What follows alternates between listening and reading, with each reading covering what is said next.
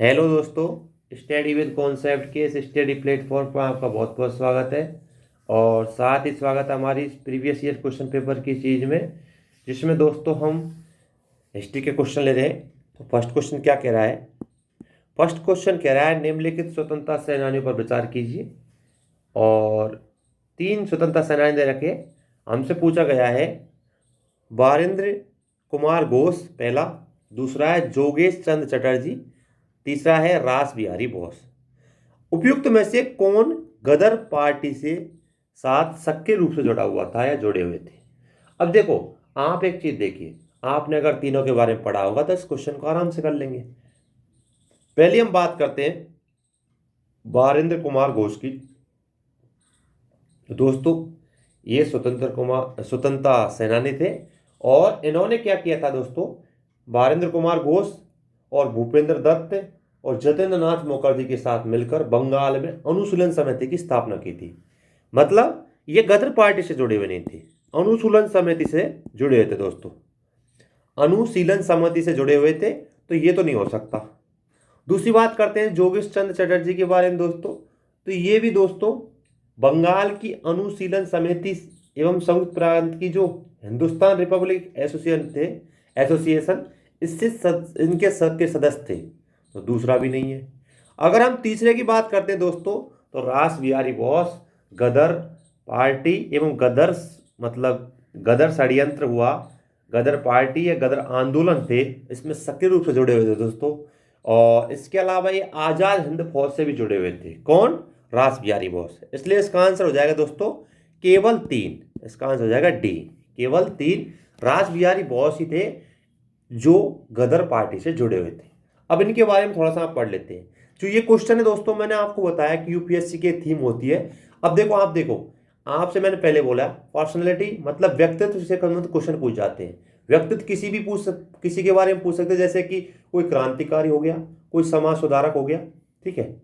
इसके अलावा कोई नेता हो गया, प्रसिद्ध नेता हो गया, जिसने अच्छा कार्य किया हो, समाज के हित में क्या किया हो, ऐसे ऐसे क्वेश्चन पूछ जाते हैं। जैसे हम बात करते हैं दोस्तों, जैसे ईश्वर चंद्र विद्यासागर के बारे में क्वेश्चन पूछा गया 2021 में। महात्मा गांधी जी के बारे में पूछा गया कई बार क्वेश्चन। तो मेरा कहने का मतलब क्या है, यूपीएससी की थीम होती है, वही थीम यहाँ पे हुई है। यहाँ पे उसी से क्वेश्चन आया हुआ है। देखा कि आपने कि गदर पार्टी से संबंध क्वेश्चन पूछ लिया, तो कहने का मतलब क्या है, क्रांतिकारी संगठनों से क्वेश्चन पूछ जा रहे हैं हम, ठीक है। क्वेश्चन कैसे भी पूछ सकते हैं दोस्तों। अब इनके बारे में पढ़ते हैं थोड़ा सा। पहली बात करते हैं बारेंद्र कुमार घोष। इसके बारे में बताता हूं मैं आपको। ये भारतीय क्या थे दोस्तों? एक भारतीय क्रांतिकारी और पत्रकार थे, ठीक है। 1905 में बारेंद्र कुमार घोष व अरविंदो घोष ने क्या किया दोस्तों? भवानी मंदिर नामक पुस्तिका लिखी। क्या लिखी दोस्तों? भवानी मंदिर नामक पुस्तिका।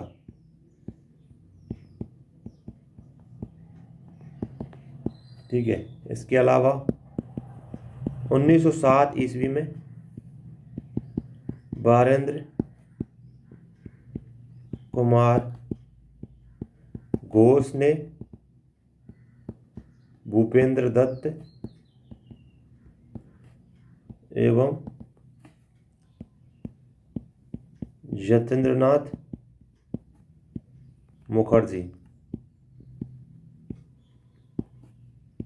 के साथ मिलकर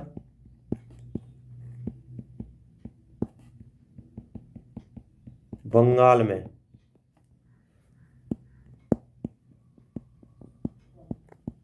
अनुशीलन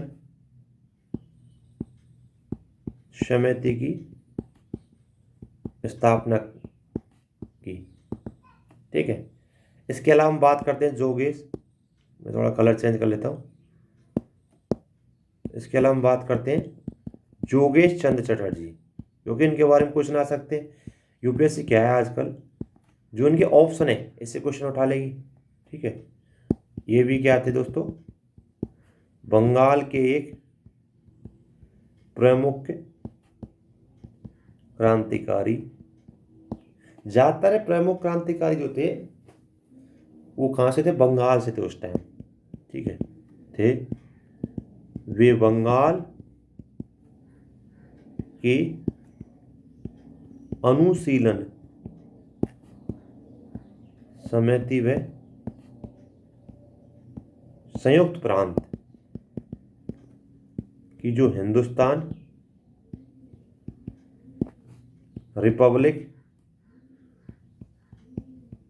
रिपब्लिकन एसोसिएशन के सक्रिय सदस्य थे। ठीक है, इसके अलावा दोस्तों अब बात करते हैं रास बिहारी बोस के बारे में। ये भी कलर चेंज कर लेते हैं। बात करते हैं रास बिहारी बोस। दोस्तों ये एक क्रांतिकारी थे, क्या थे, ये भी एक क्रांतिकारी नेता थे। ठीक है, इन्होंने भी ब्रिटिश राज के विरुद्ध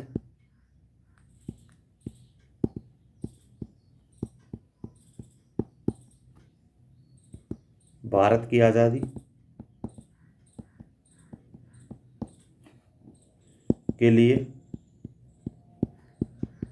गदर षड्यंत्र एवं आजाद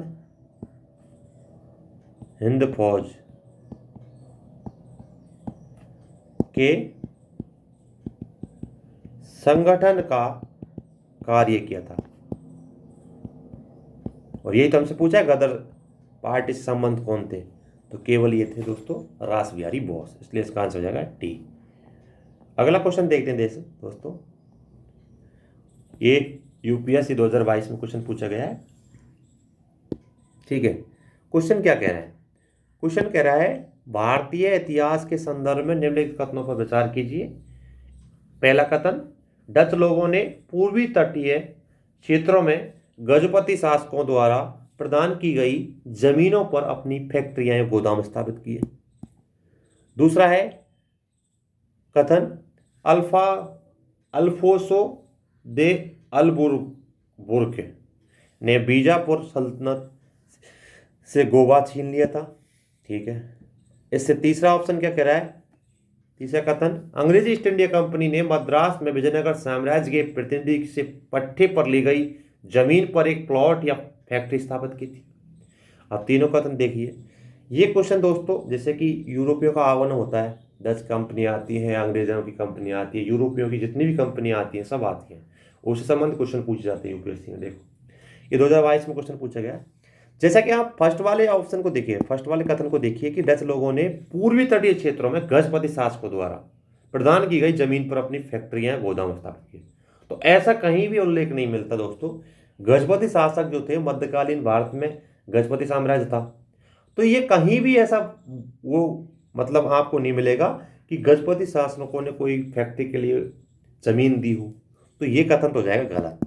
वैसे अगर देखा जाए तो आपको अगर एक कथन समझ आ जाता आपको समझ में, एक कथन आपका सही हो जाता तो आंसर निकल जाता सीधा ही। अगर पहला गलत हो जाता है दोस्तों तो सीधा आंसर निकल जाता है यहाँ पे बी ऑप्शन, दूसरा तीसरा सही होगा। अब एक चीज देखो आप, लेकिन अब यूपीएससी ने पैटर्न बदल चुका है। अब केवल एक युग में दो युग वाले क्वेश्चन आने लग गए, तो आपको तीनों ऑप्शन के बारे में बिल्कुल पता होना चाहिए एग्जैक्ट। ठीक है, अब देखो अगला कि अल्फासो दे अलवू वर करके, सॉरी दोस्तों थोड़ा नाम अजीब सा है, ने बीजापुर सल्तनत से गोवा को छीन लिया। इसके अलावा तीसरा ऑप्शन कह रहा है, तीसरा कथन कह रहा है कि अंग्रेजी ईस्ट इंडिया कंपनी ने मद्रास में विजयनगर साम्राज्य के एक प्रतिनिधि के से पट्टे पर ली गई जमीन पर एक प्लॉट या फैक्ट्री की। स्थापित की। तो दूसरा तीसरा कथन सही है। जैसे कि हम दूसरे के बारे में बात करते हैं, इसलिए इसका आंसर हो गया बी। दूसरे के बारे में बात करते हैं, अल्बुकर्क ने 1510 ईस्वी में, इसमें दोस्तों 1510 ईस्वी में बीजापुर के शासक यूसुफ आदिल शाह उससे गोवा छीना था। ठीक है, इसलिए इसका आंसर हो जाएगा दोस्तों बी। ठीक है, ये चीज ध्यान रखनी है आप। ठीक है, तो ये बात बिल्कुल सही है कि अल्बुकर्क ने 1510 में बीजापुर के शासक यूसुफ आदिल शाह से गोवा छीना था। तो दूसरा तीसरा कथन सही है, इसलिए इसका आंसर हो जाएगा केवल 2 और 3 सही है, इसलिए इसका आंसर हो जाएगा बी। अब देखो, ये थोड़े से फैक्टों के बारे में पता होना चाहिए आपको। यूरोपियों का आगमन हुआ कब हुआ, कि कहाँ कहाँ से कौन से क्षेत्र हुआ, इसके अलावा कौन सी फैक्ट्री डाली, कहाँ पर डाली सर्वप्रथम, ऐसे ध्यान रखना चाहिए, क्योंकि यूपीएससी से क्वेश्चन पूछ देती है। मैं आगे क्वेश्चन बताऊंगा आपको ऐसे से। अगला क्वेश्चन देखते हैं दोस्तों, अगला क्वेश्चन देखते हैं। तीसरा नंबर क्वेश्चन क्या कह रहा है कि औपनिवेशिक भारत के संदर्भ में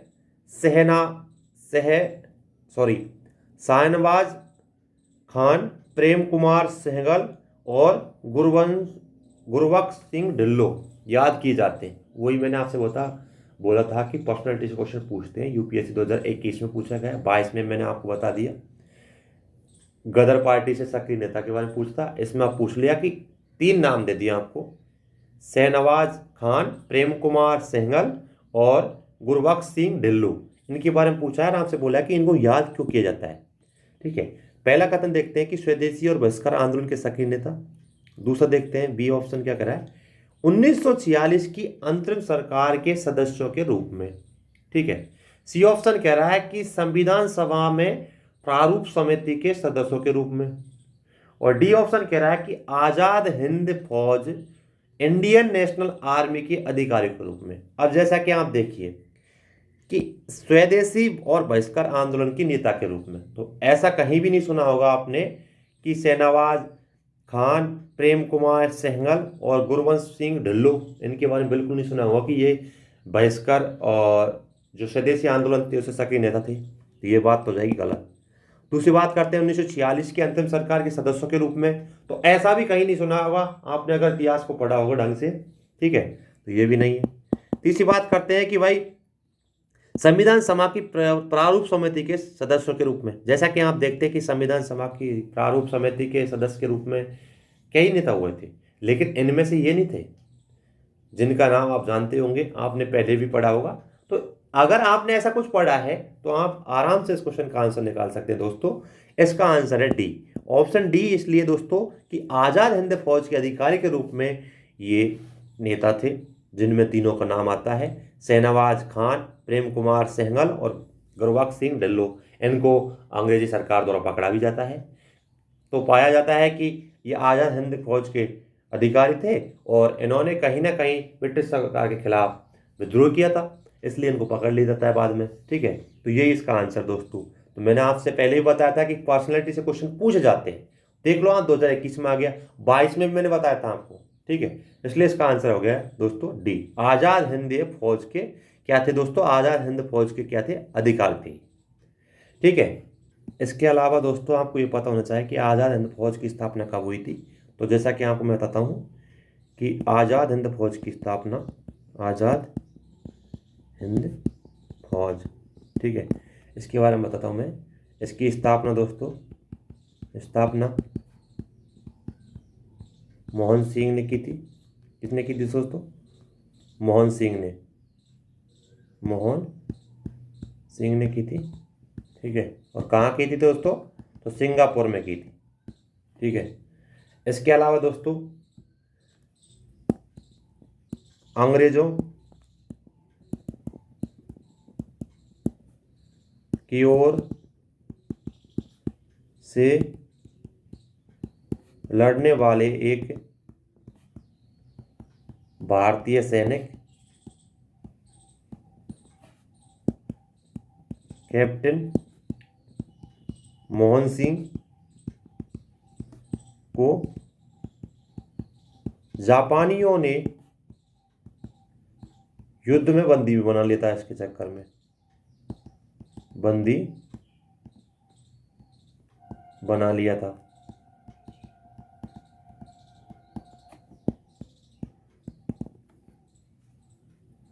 फिर इसके अलावा सुभाष चंद्र बोस,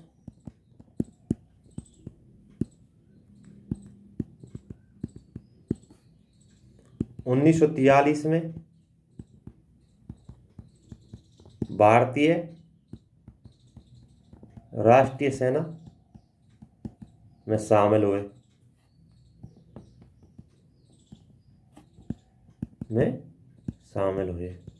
ठीक है। तो ये चीज़ भी ध्यान रखनी है आप। क्वेश्चन अगर कैसे भी आए, एक चीज़ ध्यान रखना, क्वेश्चन के बारे में पूरा पता होना चाहिए। अब आप 4 ऑप्शन के बारे में आप देखेंगे, अगली बार क्वेश्चन यूपीएससी कहीं इन तीनों ऑप्शन से पूछ लेगी, तो आपको क्या करना है कि स्वदेशी आंदोलन को पढ़ लेना है, अंतिम सरकार में कौन कौन थे उनके बारे में पढ़ लेना है, संविधान सभा की प्रारूप समिति में कौन कौन थे उनके बारे में पढ़ लेना है। ये होता है एनालाइज करना किसी चीज़ का, ठीक है। अगला क्वेश्चन देखते हैं। अब देख लो, मैंने अभी आपसे बताया था क्वेश्चन थोड़ी देर पहले, 2022 में क्वेश्चन पूछा गया था। वो क्वेश्चन था यूरोपीय कंपनियों का आगमन से संबंधित, कि कहाँ कहाँ उन्होंने, जैसे कि बोला था कि एक प्रकार से फैक्ट्री कहाँ लगाई। इसके अलावा बोला कि जो अल्बुबर्ग करके था, जिसका नाम थोड़ा, वो नाम मुझे थोड़ा सा उसमें प्रोनाउंस करने में थोड़ा प्रॉब्लम आया है, डच थे, उनके गवर्नर थे, ठीक है। उन्होंने गोवा को छीना था, कब छीना था, इसके बारे में क्वेश्चन पूछता। इसी प्रकार अगला क्वेश्चन देखिए, यूपीएससी 2021 में पूछा है कि 17वीं शताब्दी के पहले चतुर्थांश। पहले तो ये पता होना चाहिए कि 17वीं शताब्दी के पहले चतुर्थांश का मतलब क्या होता है। इसका मतलब होता है दोस्तों 1600 से 1625 के बीच में चतुर्थांश का मतलब। पहली बात देखो 17वीं शताब्दी, 17वीं शताब्दी का मतलब है कि सन कितनी होगी, 100 कम कर लीजिए 1600, फिर हो रहा है कि चतुर्थांश मतलब 25, 1625 तक। निम्नलिखित में से कहाँ इंग्लिश ईस्ट इंडिया कंपनी के कारखानों की स्थापना हुई थी। आपसे ये नहीं पूछा कि कहाँ सर्वप्रथम हुई, आपसे पूछा गया कि 1600 और 1625 के बीच में जो काल था, इसमें ईस्ट इंडिया कंपनी ने कारखाने कहाँ कहाँ स्थापित किए। पहला है दोस्तों भरूच, दूसरा है चिकागोल और तीसरा है त्रिचुपुल्ली, ठीक है। अब देखो आप इस 17वीं शताब्दी के पहले चतुर्थांश में जो तीनों ऑप्शन दे रखे हैं दोस्तों, इसमें केवल भड़ोच में ही था जहां पर ईस्ट इंडिया कंपनी ने कारखाने की स्थापना की थी। तो पहला इसका ऑप्शन सही है, इसलिए इसका आंसर हो जाएगा ए। इसके बारे में बताता हूं आपको। 17वीं शताब्दी के पहले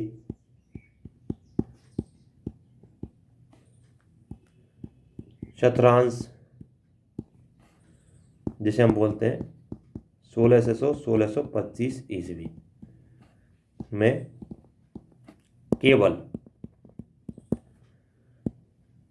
भरूच, अहमदाबाद, अब अहमदाबाद इसमें ऑप्शन में नहीं रखा, केवल भरूच दे रखा है इसमें। तो इसके अलावा आगरा, इसके अलावा मसूलीपट्टनम, ठीक है, सूरत में ही फैक्ट्री स्थापना की थी, की स्थापना हुई। लेकिन ऑप्शन में हमें केवल भड़ोत दे रखा है इस ऑप्शन में, इसलिए इसका आंसर ए हो जाएगा। मैंने आपसे बोला था कि यूपीएससी यूरोपीय जो कंपनी आई थी उनके कार्यक्रम से या कार्यकाल से या उस टाइम पीरियड से क्वेश्चन पूछती है। तो देख लो आप, क्वेश्चन 2 देख लिया आपने, ठीक है। अब ये क्या ट्रेन एनालिसिस है, अब आप देख लीजिए कि यूरोपीय कंपनी कब आ रही है, कहाँ कहाँ स्थापना कर रही है, तो ऐसे क्वेश्चन आते हैं, बस ये ध्यान रखना है। अगला क्वेश्चन देखते हैं दोस्तों, बड़ा ही सिंपल क्वेश्चन है, ऐसा ही क्वेश्चन 2018 के पेपर में आया था। बेलेस्ली ने कलकत्ता में फोर्ट विलियम कॉलेज की स्थापना किस लिए की थी। अभी बड़ा ही सिंपल क्वेश्चन है, यूपीएससी 2020 में क्वेश्चन पूछा है। ऑप्शन को देखिए पहले आप। पहला ऑप्शन है कि उसे लंदन में स्थित बोर्ड ऑफ डायरेक्टर्स ने ऐसा करने के लिए कहा था। बी ऑप्शन है कि वह भारत में प्राच्य ज्ञान के प्रति अभिरुचि पुनः जागृत करना चाहता था।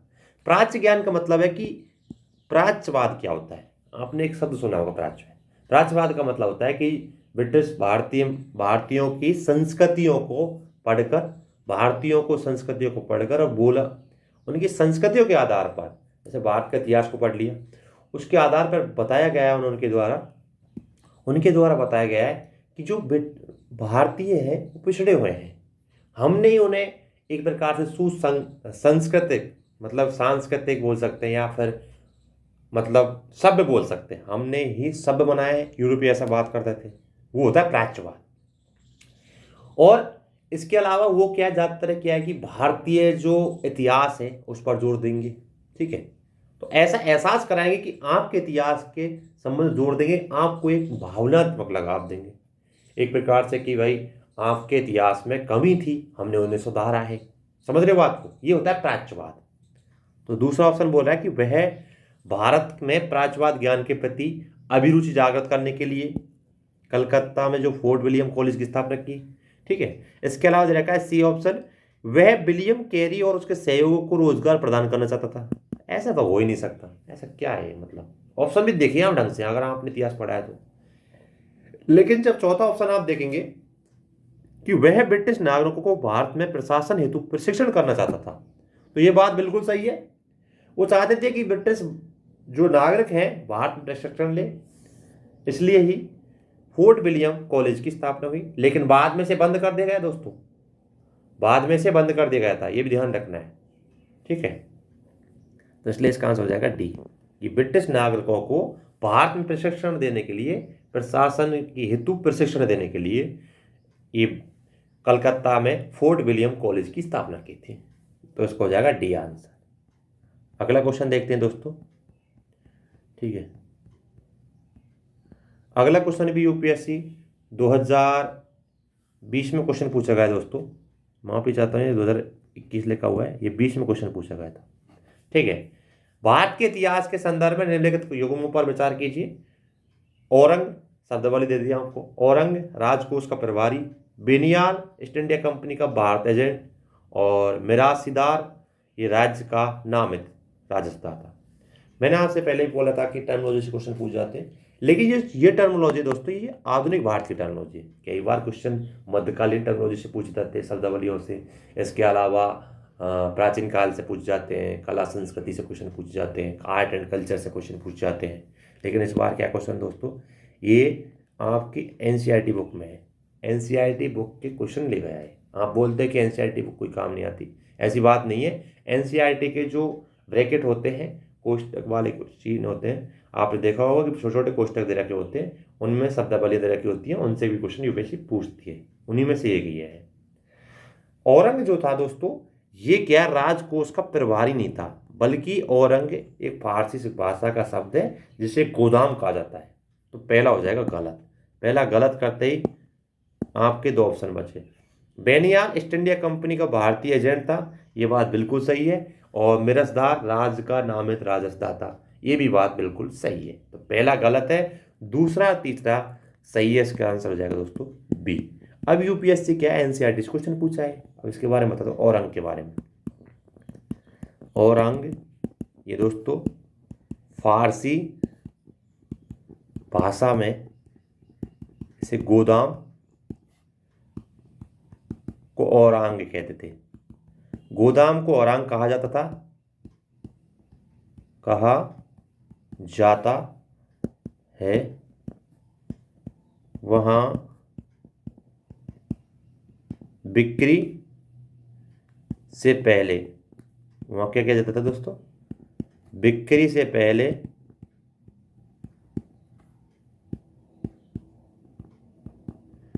चीजों को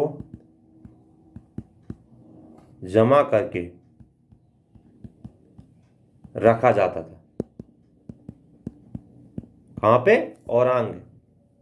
तो इसलिए पहला कथन गलत है, दूसरा तीसरा तो सही है, इसलिए इसका आंसर हो जाएगा केवल 2 और 3। अगला क्वेश्चन देखते हैं दोस्तों। अगला क्वेश्चन यूपीएससी 2019 में क्वेश्चन पूछा गया है। भारतीय राष्ट्रीय आंदोलन के संदर्भ में निम्नलिखित युग्मों पर विचार कीजिए। व्यक्ति दे रखा है, आधारित पद दे रखा है। पहला है सर तेज बहादुर सप्रू, अध्यक्ष थे अखिल भारतीय उदार संघ के। दूसरा दे रखा है दोस्तों के.सी. नियोगी, सदस्य थे भारतीय संविधान सभा के। तीसरा दे रखा है पी.सी. जोशी, महासचिव थे भारतीय समाजवादी दल के। तो जैसा कि आप पाएंगे दोस्तों, तीनों ऑप्शन सही है बिल्कुल, इसलिए इसका आंसर हो जाएगा होने को तो डी। अब इसके बारे में पता होना चाहिए आपको, ठीक है। जैसे मैं आपको बताता हूँ इसके बारे में, जो अखिल भारतीय उदारवादी संघ जो था, इसके बारे में बताता हूँ मैं। इसकी स्थापना हुई थी दोस्तों 1918 में, ठीक है। किस किसने की थी? तेज बहादुर सप्रू, थोड़ा तेज बहादुर सप्रू, इसके अलावा श्रीनिवास शास्त्री, इसके अलावा सुरेंद्रनाथ बनर्जी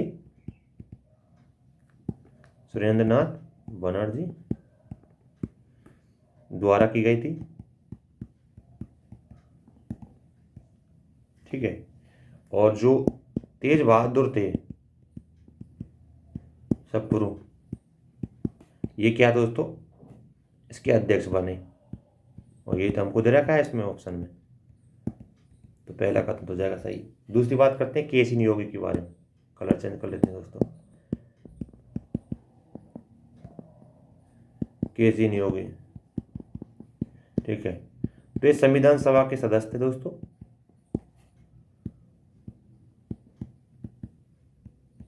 और इसके अलावा पी.सी. सदस्य थे। इसके अलावा दोस्तों पी.सी. जोशी थे, ये दोस्तों कम्युनिस्ट पार्टी के महासचिव थे। ये तीनों दे रखा ऑप्शन में, इसलिए इसका आंसर हो जाएगा डी, ठीक है। अगला क्वेश्चन देखते हैं दोस्तों। अब देखो, बड़ा ही अच्छा क्वेश्चन है। 1920 में निम्नलिखित में से किसने अपना नाम परिवर्तित करके स्वराज सभा कर दिया? ये 1920 की घटना है दोस्तों। एक चीज ध्यान रखना, आपको टाइम पीरियड के बारे में पता होना चाहिए, क्योंकि यूपीएससी में टाइम पीरियड से क्वेश्चन पूछ जा रहे हैं। अगर आपको 1920 के बारे में पता होगा, देखो एक चीज देखो, 1919 में 1914 से 1919 के बीच में प्रथम विश्व युद्ध हुआ था, ठीक है। इसके अलावा आप चीज देखेंगे, तो अब आप ऑप्शनों को देखिए। पहला ऑप्शन है all India home rule league, दूसरा है हिंद महासभा, तीसरा है साउथ इंडियन रेवोल्यूशन फेडरेशन, और चौथा है the servants of India society. Servants of India society Gopal Krishna Gokhale ji ने 1905 में बनाई थी, 1920 से संबंध नहीं है। अब एक चीज देखियो, क्वेश्चन को देखिए ध्यान से। क्वेश्चन में बोला गया कि स्वराज सभा के रूप में परिवर्तित कर दे उसका नाम को। तो इन तीनों ऑप्शन को देखिए, ऐसा कहीं ना आपने सोचा होगा कि हिंदू महासभा को स्वराज सभा कर दिया हो। आपने अगर हिस्ट्री में पढ़ा होगा तो ऐसा कहीं नहीं सुना होगा। लेकिन आप फर्स्ट ऑप्शन को देखिए, all India home rule league, इसके बारे में बताता हूँ मैं आपको। तो जैसा कि आपको पता है, इसकी प्रमुख मांग थी स्वशासन की मांग, और यहाँ बात करिए स्वराज सभा, तो इसलिए इसका आंसर हो जाता है दोस्तों ए ऑप्शन, ठीक है। अब मैं आपको बताता हूँ कि ऑल इंडिया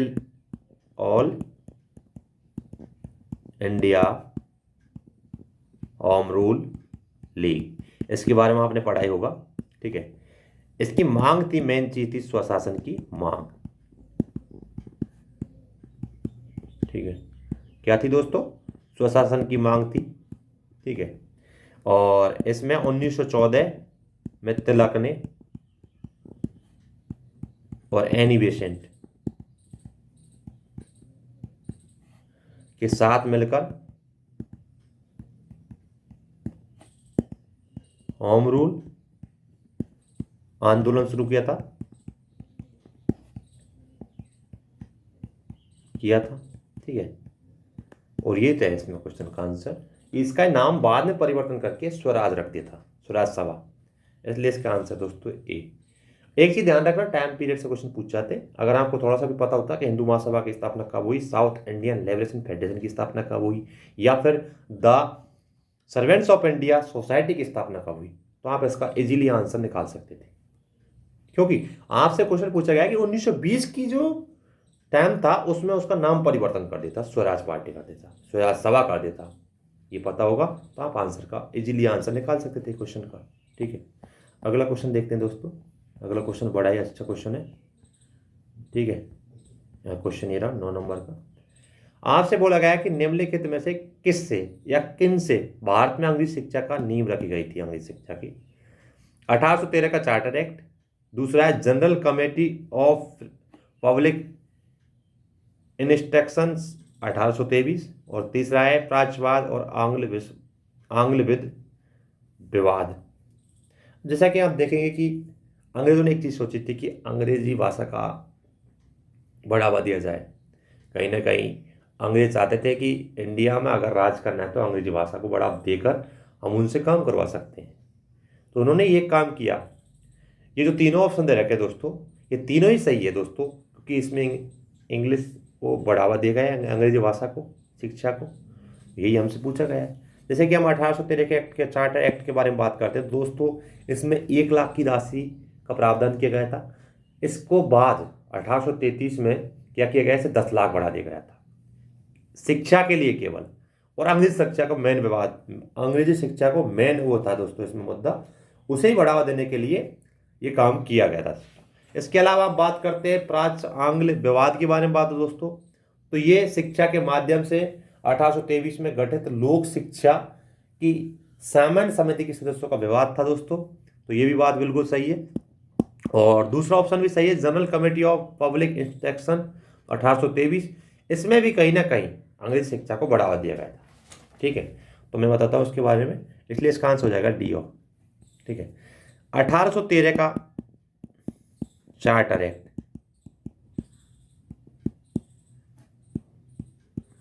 इसमें बोला गया कि शिक्षा के लिए 1 लाख रुपये की राशि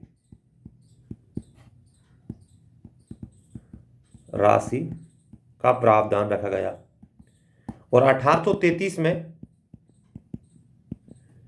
बढ़ाकर कितना कर दिया, 10 लाख कर दिया था इसी राशि का। ठीक है, इसके अलावा दोस्तों बात करते हैं प्राच्य आंग्ल विवाद की। तो शिक्षा के माध्यम से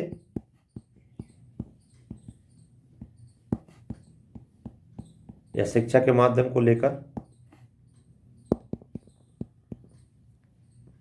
1823 में गठित लोक शिक्षा या जन शिक्षा की सामान्य समिति के सदस्यों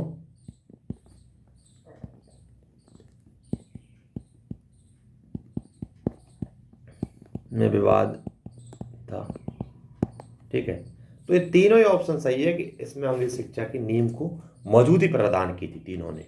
ठीक है, अगला क्वेश्चन देखते हैं दोस्तों, बड़ा ही अच्छा क्वेश्चन है। मैंने अभी आपको थोड़ी देर पहले बताया था, क्या बताया था कि टाइम पीरियड से यूपीएससी क्वेश्चन पूछती है। अब आप देखिए, निम्नलिखित में से कौन सी घटना सबसे पहले हुई थी? ठीक है, ये बोला है आपसे। अब आप देखिए, पहली, स्वामी दयानंद ने आर्य समाज की स्थापना। तो आर्य समाज की स्थापना ध्यान रखना तुरंत ही 1875 में मुंबई में हुई थी। दीनबंधु मित्र ने नील दर्पण की लेखन किया था। तो ये की थी दोस्तों 1800, जो नील विद्रोह हुआ था 1858-59 में, यह आपने पढ़ा ही होगा। बंकिम चंद्र चटर्जी की आनंद मठ 1882 में। और Satyendranath Tagore Indian civil service परीक्षा का सफलताप्रथम भारतीय बने, ये 1864 में बने थे। अब टाइम पीरियड देख लीजिए आप, सबसे पहले कौन सा आया था? दीनबंधु मित्र की नील दर्पण, क्योंकि 1858-59 में जो नील विद्रोह हुआ था उससे संबंधित है, उसके बारे में वर्णन किया गया है इस बुक में। तो यही इसका आंसर दोस्तों।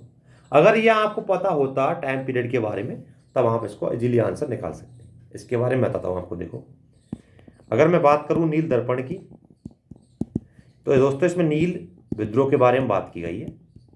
और नील विद्रोह कब हुआ? 1858 से 59 में हुआ होगा, यह आपने पता है टाइम पीरियड के बारे में। अगर मैं बात करूं आनंद मठ की, यह 1882 में बांग्ला में किसने लिखी थी? बंकिम चंद्र चटर्जी ने।